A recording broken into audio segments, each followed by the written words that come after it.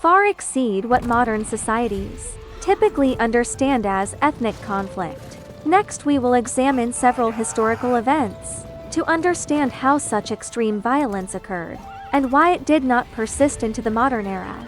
In the mid-19th century, a failed imperial examination candidate, Hong Xiuquan, mobilized people through religious belief and ethnic hatred to launch a full-scale war against the Manchu ruling elite.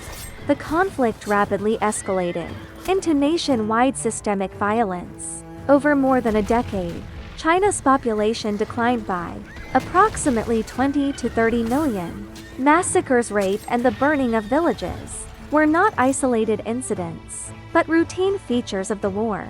During this period, state order, family structures, and community life were almost completely destroyed. The capital of the Taiping regime, Tianjin, modern-day Nanjing, was captured by the Qing army, followed by several days of mass slaughter. Historical records indicate that virtually no distinction was made between civilians. Children, women, and the elderly were killed in large numbers, and the city was nearly emptied in a short time. This massacre occurred before the Nanjing Massacre of World War II. In other words, long before the modern international order, Nanjing had already experienced total societal collapse and extreme violence. Later, China's northwest witnessed one of the largest religious wars in history. During the Islamic Jihad, led by Hua leader Bai Yanhu, large numbers of non-Muslims were massacred, with approximately 20 million deaths. Subsequent suppression and retaliation also killed millions of Muslims. This war permanently altered the population size, ethnic distribution, and social structure of Shaanxi and Gansu provinces, effects that continue to this day.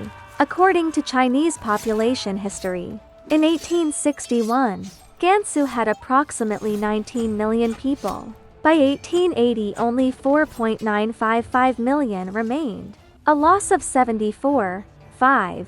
Shaanxi's population fell from 13.94 million to 7.72 million, a decline of 44.6%. More than 80% of these losses were caused by war massacres, not natural disasters. These figures demonstrate that this was not a localized conflict, but a nationwide catastrophe that reshaped society. By contrast, the United States did not experience nationwide massacres on this scale, yet the legacy of slavery and racial segregation continues through institutions, laws, and policies. Black communities have long faced poverty, violence, and judicial inequality, with racial tensions repeatedly activated by politics and media. Historical hatred has become partially institutionalized and identity-based, making conflict difficult to resolve organically.